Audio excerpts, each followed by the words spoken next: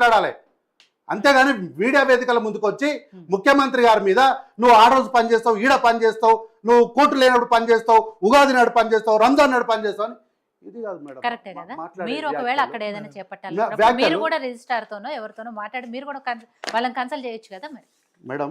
అధికారం ఉంది కదా, సండే రోజు బుల్డోజర్ పంపుతాం, 50 బుల్డోజర్లు పంపుతాం, పిల్లలు లేనప్పుడు బుల్డోజర్ పంపుతాం. ఒక్క నిమిషం మేడం, చరణ్ మాట్లాడేటప్పుడు నేనేం మాట్లాడలేదు. ఇది నేను రాసుకున్నది ఏం లేదు, ఇది ఒక వార్తాపత్రిక రాసింది, హెడ్లైన్ రాసింది, ఆ భూమి ప్రభుత్వానిది అని. ఇప్పుడు ఈ ఛానల్ ఉందనుకోండి మేడం, ఈ ఛానల్ రేపటి నుంచి కార్తిక్ దే అని అంటే నేను వాడుకుంటా. నేను ఇంకోటి దగ్గరికి పోయి ఇది నాదేనా కాదా అని ఎందుకు పర్మిషన్స్ ఎందుకు తీసుకుంటా? అఫీషియల్గా నాకు ఒక డాక్యుమెంట్ రాసి ఇచ్చినాక, క్లియర్గా డాక్యుమెంట్ రాసి ఇచ్చినాక నేను వాళ్ళతో వీళ్ళతోకి ఎందుకు పోతా? ఈ ఛానల్ నాది కాబట్టి నేనే వాడుకుంటా. అయితే వీళ్ళు ఏమంటారంటే ఎడ్యుకేషన్కి సంబంధించి ఒక క్లాజ్ పెట్టేది ఉండే, రిజర్వేషన్ పెట్టేది ఉండే అని అన్నారు. అయితే ఎడ్యుకేషన్ పాలసీ 6 పాయింట్ ఫార్ములాలో 4th point education policy, it advocated for uniform educational policy throughout that state giving preferences to local candidates in admissions to educational institutions. ఇది రిజర్వేషన్ కాదా మేడం? ఏంది మరి ఇది విచిత్రమైన వాదన కాకపోతే ఏంది? అయితే మేడం ఇది గాల్లో మాట కాదు మేడం, ఇది వాళ్ళ అఫీషియల్ వెబ్సైట్లకి వెళ్ళి చెప్తున్నా, ఇది వాళ్ళ వెబ్సైట్లకి వెళ్ళి చెప్తున్నా, అఫీషియల్ వెబ్సైట్లకి వెళ్ళి చెప్తున్నా, ఉట్టిగా మాట్లాడొద్దు అట్లా. అయితే మేడం ఎప్పుడు కూడా వీళ్ళు ఏమంటారు అంటే ఈ భూమిని ఎందుకు తీసుకోవాలి, వేరే భూమిని తీసుకోవచ్చు కదా, ఇంకెక్కడ లేవా రాష్ట్రంలో అంటారు. భూమికి ఎప్పుడు వాల్యూ ఉండదు మేడం, భూమికి ఎప్పుడు కూడా వాల్యూ ఉండదు. భూమి అనేది ఒక లాటరీ, భూమి వాల్యూ చేయబడుతుంది కానీ వాల్యూ ఉండదు భూమికి. ఒకవేళ వరంగల్ మామూరులో ఎయిర్పోర్ట్ రాకపోతే ఏంటి మేడం దాని వాల్యూ? అక్కడ భూమి ఉన్న వాల్యూ ఏంటి? ఒకవేళ ఇక్కడ శంషాబాద్ ఎయిర్పోర్ట్ రాకపోతే షాద్నగర్ శంషాబాద్ ఏరియా ప్రాంతాలలో భూమి వాల్యూ ఏంటి? ఒకవేళ ఇక్కడ హైటెక్ సిటీ రాకపోతే ఇక్కడ భూమిలో వాల్యూ ఏంది? కాబట్టి భూమి అనేది ఎక్కడైతే వాల్యూ ఉంటుందో, ఎక్కడైతే డెవలప్మెంట్ ఉంటుందో, ఎక్కడైతే స్థిరాస్తులు ఉంటాయో అక్కడ ఎక్స్టెన్షన్ కోసము క్యాపిటలైజ్ చేయడానికి ప్రభుత్వం ఖచ్చితంగా దగ్గరలో ఉన్న భూమే తీసుకుంటుంది మేడం. అక్కడ మొత్తం ఐటీ కారిడార్ ఉంది, దాని ఫినాన్షియల్ డిస్ట్రిక్ట్ అంటారు. ఆ ఫినాన్షియల్ డిస్ట్రిక్ట్కి ఇది త్రూపాస్, ఇది ఈ ల్యాండ్ దాటే ఫినాన్షియల్ డిస్ట్రిక్ట్లో పోతాము. కాబట్టి పక్కన ఇన్ఫోసిస్, విప్రో లాంటి, అమెరికన్ కన్సల్ట్ లాంటి ఇట్లాంటి సంస్థలు ఉన్నప్పుడు పక్కన మనకు అందుబాటులో ఉన్నదాన్ని తీసుకొని ఇమ్మీడియట్గా డెవలప్ అయ్యి మనకి ఇమ్మీడియట్గా రాష్ట్రానికి రెవెన్యూ ఎక్కడి నుంచి వస్తుందో చూసుకొని అక్కడనే తెలివైన ప్రభుత్వం ఏదున్నా ఇదే పని చేస్తుంది మేడం. అయితే ఈ రోజు వీళ్ళు ఏమంటున్నారు మేడం, ఉన్నత యూనివర్సిటీ ఇచ్చింది చదువుల కోసము మా ల్యాండ్స్ ఇవన్నీ అంటున్నారు కదా. అయితే ఇంత యూనివర్సిటీలో సీటు కొట్టడం అనేది it's not an easy thing madam. మనం ఏదో ప్రైవేట్ యూనివర్సిటీలలో కాలేజీలలో సీటు దొరికినంత ఈజీగా హెచ్యూలో దొరకదు, అంత ఈజీగా దొరకదు. హెచ్యూలో మీకు సీటు ఎంతో కష్టపడి క్రాక్ చేస్తే కానీ సీటు రాదు. ఇంత చేసిన వాళ్ళకు నేను ఒక ప్రశ్న అడుగుతాను మేడం, ఈ విద్యార్థులకు ఎంతమందికి మీరు టీజీపీఎస్లో ఉద్యోగాలు ఇప్పించారు? 6,000 మంది విద్యార్థులు ఉన్న దాంట్లో హౌ మచ్ పర్సెంట్? ఎంతమంది? 5 మందా, 6 మందా, పోనీ 10 మంది? 6,000 మందిలో 10 మంది అంతేనా? ఇదేనా మీకు? ఇదేనా మీ యూనివర్సిటీలో మీరు చేయాలనుకున్నది? ఎంతమందికి మీరు కోచింగ్ ఇన్స్టిట్యూషన్స్ పెట్టించినారు? ఎంతమందికి మీరు ఈ ఎగ్జామ్స్ పాస్ అవ్వాలి? గ్రూప్ 1, గ్రూప్ 4, గ్రూప్ 3 పాస్ అవ్వాలి అంటే ఇదే సబ్జెక్ట్ మేడం, ఇదే సబ్జెక్ట్ మేడం. మేడం అదే చెప్తున్నా మేడం, అదే చెప్తున్నా నేను. ఈ రోజు మేడం ఇదే సబ్జెక్ట్ మేడం, ఇక్కడ నుంచే సబ్జెక్ట్ పోతుంది. ఇక్కడ వరద వచ్చినప్పుడు మొదటి చినుకు గురించి మాట్లాడితేనే ఈ వరద యొక్క కథ తేలుతుంది. కాబట్టి మీరు వస్తాయి మేడం, వస్తాయి 100% వస్తాయి మేడం. ఈ రోజు ఆ యూనివర్సిటీలా సంవత్సరానికి 1,000 మంది 100 మంది పట్టాలు పట్టుకొని బయటకు వస్తున్నారు. ఏం చేయాలి? వాళ్ళందరూ వచ్చి బయట వచ్చి అడక తినాలి. ప్రభుత్వంలో ఉద్యోగాలు ఇవ్వకపోతే కనీసం ఇక్కడ ఉద్యోగాలు కంపెనీలు పెడితే కనీసం ఇక్కడ ఉద్యోగాలు వస్తాయి. వాళ్ళకి జీవనోపాధి దొరకదా? వాళ్ళకి ఉద్యోగాలు రావా? యూనివర్సిటీలో చదువుకున్న వాళ్ళందరూ ఈ రోజు ఉద్యోగాలు లేక నిరుద్యోగులు మిగిలిపోతున్నారు మేడం. అయితే మేడం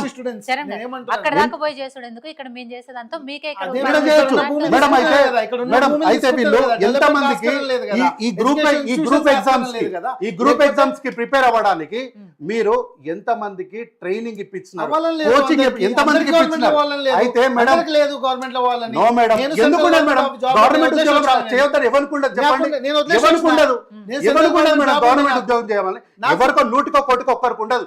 కానీ చదువుకున్న ప్రతి ఒక్కరికి వాడు గవర్నమెంట్ ఉద్యోగం చేసుకోవాలని ఉంటది ప్రతి ఒక్కరికి కూడా. అయితే అంటే ఈ రోజు వాళ్ళకు ఉద్యోగాలు రాలేవు, విదేశాల్లో లేరు, ఇతర రాష్ట్రాల్లో లేరు. ఏంది మేడం 6,000 మంది ఈ అకాడమిక్ ఇయర్ లో 6,000 మంది అవును. ఎంతమందికి వచ్చింది తెలంగాణలో చెప్పండి. ఎంతమంది ఉన్నారు? ఎంతమంది ఎంతమంది ఉన్నారు? రాశారు? పోనీ ఆ ఎంతమంది ప్రశ్న రాశారు? అడుగుతా, ఎంతమంది ఉన్నారు? మీరు Exam ఎంతమంది ఇస్తారు. ఎంకరేజ్ చేసి తీసుకుపోయారు? కాబట్టి నేను ఏమంటున్నా, Discussion ఈ రోజు ఇంకా జరిగింది CGC కాబట్టి గుంజుకుంటున్నారా? మేడం అంత గుంజుకుంటున్నారా? ఇదే మేడం ఇప్పుడు విషయాలు బయటికి ఏ- వెళ్తున్నప్పుడు దీన్ని అంటారు. బీఆర్ఎస్ వాళ్ళు ఇదే మానుకోవాలి.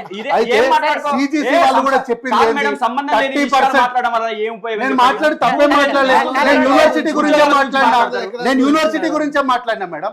నేను పార్టీలు మాట్లాడతలేదు, యూనివర్సిటీ యూనివర్సిటీ మాట్లాడుతున్నా. గురించి పక్కన పెడదాం. 400 ఎకరాల భూమి ఆ, గురించి భూమి గురించి మాట్లాడదాం. అవును మేడం, ఈ భూమి గురించి యూనివర్సిటీ మాట్లాడుతూనే నుంచి ఎంతమంది వచ్చారు? నో మేడం, ఇదంతా ఈ తర్వాత విద్య నాకు నో, అర్థం కాదు అసలుకి. 400 భూమి ఎవరిదని వీళ్ళు వాదిస్తున్నారు? ఎవరిదని వాదిస్తున్నారు? ప్రభుత్వం- యూనివర్సిటీ కదా, ఆ ప్రభుత్వం- యూనివర్సిటీకి సంబంధించే కదా ఈ ప్రశ్న. ఆ ప్రశ్న దాని గురించే కదా. అయితే వీళ్ళు చెట్లు నరికేస్తున్నారు, ఆడ లంగ్ స్పేస్ ఉంది అని అంటున్నారు కదా. సిజిసి కూడా ఏం చెప్పింది తెలుసా? ఏం రిఫర్ చేసింది తెలుసా? 30% ఆఫ్ గ్రీన్ కారిడార్ ఉండాలని చెప్పింది. 30% ఆఫ్ గ్రీన్ కారిడార్ని రిఫర్ చేసింది. అయితే ఇక్కడ గచ్చిబౌలిలో మీకు లంగ్ స్పేస్ ఉంటే ఉప్పల్లో పటంచర్లు ఉన్న వాళ్ళందరూ ఆక్సిజన్ పైపుల ద్వారా ఇస్తారా? ఇట్స్ 30% ఆఫ్ గ్రీన్ కారిడార్ వేయాలి మేడం. సిటీలో 70% సిటీ ఉంటే 30% మీరు గ్రీన్ కారిడార్ వేయాలి.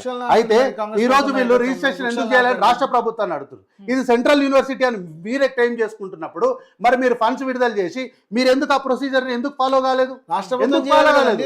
ఎందుకు చేస్తుంది మేడం రాష్ట్ర ప్రభుత్వం? రిజిస్టార్ ఎందుకున్నాడు? ఎందుకున్నాడు రిజిస్టార్?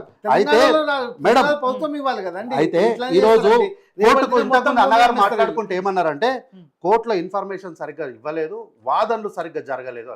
కోర్టు ఏమన్నా అమాయకులా మేడం? కోర్టు ఏమన్నా అమాయకులా? ఇంత క్లియర్ గా ఇచ్చిన తర్వాత మేమెందుకు వెళ్తామండి? ప్రైవేట్ వ్యక్తుల గవర్నమెంట్ ఇందాక గౌతమ్ ప్రసాద్ గారు అయితే ఇటువైపు వాదన అయితే సరిగ్గా మేడం అయితే లేదు కాబట్టి. ఎన్ఎస్ఏ వాళ్ళు ఏదో ప్రకటన చేసినారు, ఎస్ మా ప్రభుత్వం చేస్తుంది తప్పే అని. అన్న లేదన్న, రిజిస్టర్ ఎందుకుంటారు? రిజిస్టర్ పోతారన్న, రిజిస్టర్ పోతారు, ఎందుకు పోతారు? మరి చేయనప్పుడు మరి రిజిస్ట్రేషన్ జరగలేదు, మరి హెచ్ఓకి ఏం హక్కులు ఉంటాయి మేడం? పోయినప్పుడు యూనివర్సిటీకి ఏంటి సంబంధం? వీళ్ళందరికీ డిస్కషన్ మ్యూటేషన్ జరగలేదండి. అయితే బేసిక్గా మా పేరు మీద మ్యూటేషన్ ఇంకా జరగనప్పుడు మీకు సంబంధమే లేదు, జరగనప్పుడు మీకు సంబంధం లేదు. మీకు సంబంధమే లేదు ఇంకా.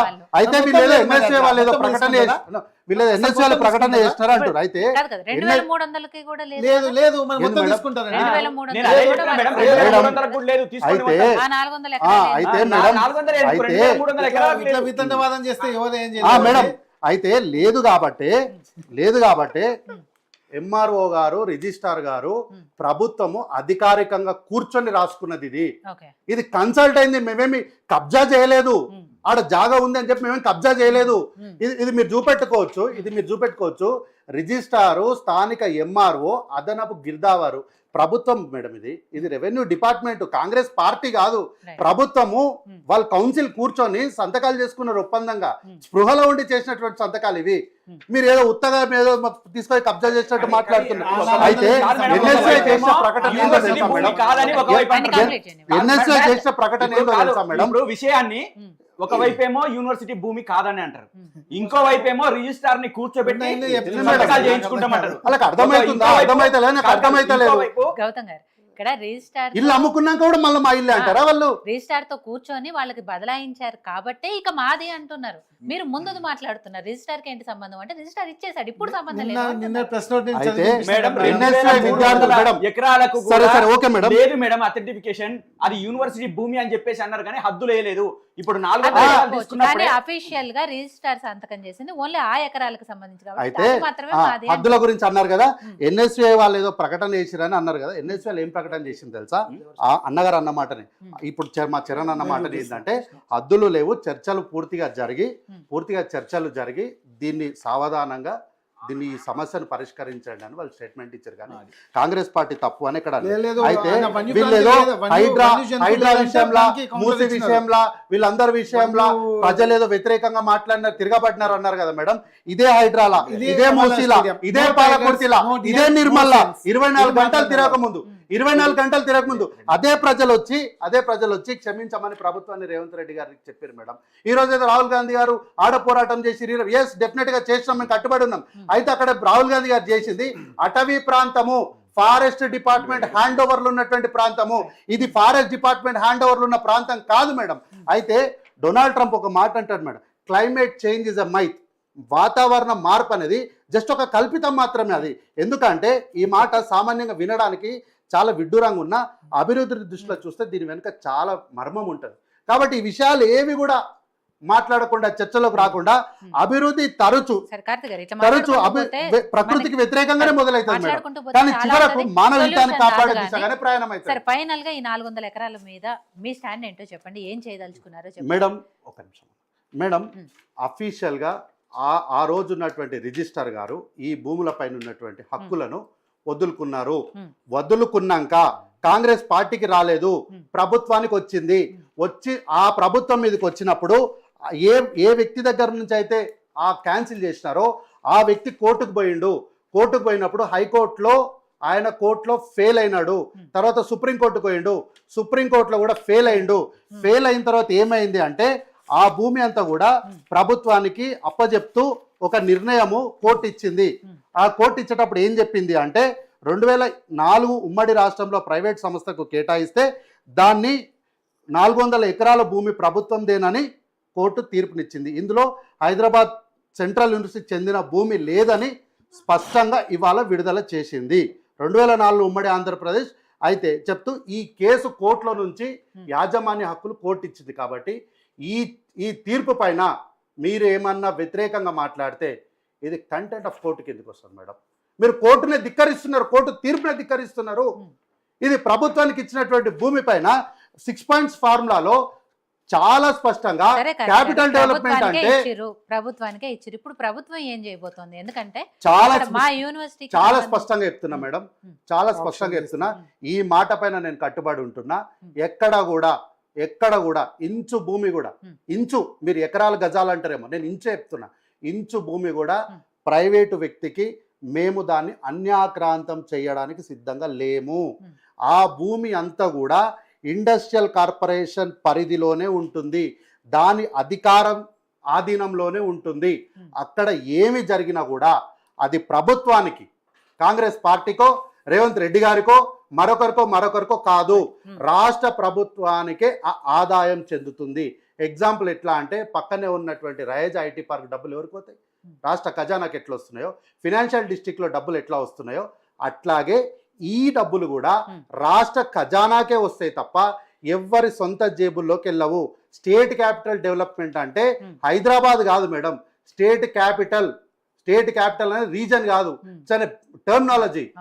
ఆ దానికి ఉపయోగపడుతుంది అంటే తీసుకోవచ్చు అన్నటువంటి 6 పాయింట్ ఫార్ములాలో సెకండ్ పాయింట్ చెప్తూ ఫోర్త్ పాయింట్ లో స్థానికులకు అత్యధికంగా అవకాశాలు కల్పించాలని ఇందిరాగాంధీ గారు చెప్పే ఈ యూనివర్సిటీని ఇచ్చినప్పుడు ఇట్లాంటివి తెలంగాణ రాష్ట్ర పౌరునిగా చాలా కొట్లాడి కేసులు పెట్టించుకొని దెబ్బలు తిని తెచ్చుకున్న తెలంగాణ రాష్ట్ర పౌరునిగా దీన్ని నేను ఒప్పుకోను. ఏదన్నా ఉంటే మా తెలంగాణ ప్రాంతానికి సంబంధించిన విద్యార్థులు మీరు మాట్లాడండి, మేము సమాధానం చెప్తాం. కానీ మా తెలంగాణ రాష్ట్రానికి ప్రాంతానికి మా దానికి ఏం సంబంధం లేని వాళ్ళు ఇవ్వాలంటే వాళ్ళు వచ్చి మాట్లాడతామంటే మేము మాత్రం ఒప్పుకోం. చివరికి ఒక్క మాట మేడం, ఈ ల్యాండ్స్ పైన హెచ్సియు తన యొక్క అధికారాలను వదులుకుంది, అది కోర్టుకు పోయింది, కోర్టు ద్వారా రాష్ట్ర ప్రభుత్వానికి యాజమాన్య హక్కులు వచ్చిన తర్వాత దాన్ని రాష్ట్ర ప్రభుత్వం ఆధీనంలో ఉన్నటువంటి ఇండస్ట్రియల్ కార్పొరేషన్ ద్వారా ఈ రాష్ట్ర ఖజానాకు ఆదాయం తెచ్చుకోవాలనుకుంటున్నాం. కానీ మేము ఈ రాష్ట్రాన్ని మద్యం పైన వచ్చే ఆదాయం పైన నడపదలుచుకోలేదు, మేము పెట్టుబడుల ద్వారా వచ్చినటువంటి ఆదాయం పైన నడపదలుచుకున్నాము. ఈ రాష్ట్రానికి మంచి చేయాలన్నటువంటి దిశ తప్ప మరొకటి లేదు. సో వెంకటరెడ్డి గారు చెప్పండి. మేడం ఇది ముగించండి, ఎందుకంటే ఇప్పుడు ఆయన మద్యం అన్నాడు. ఇప్పుడు మద్యం ఎవరి కాలంలో ఎక్కువ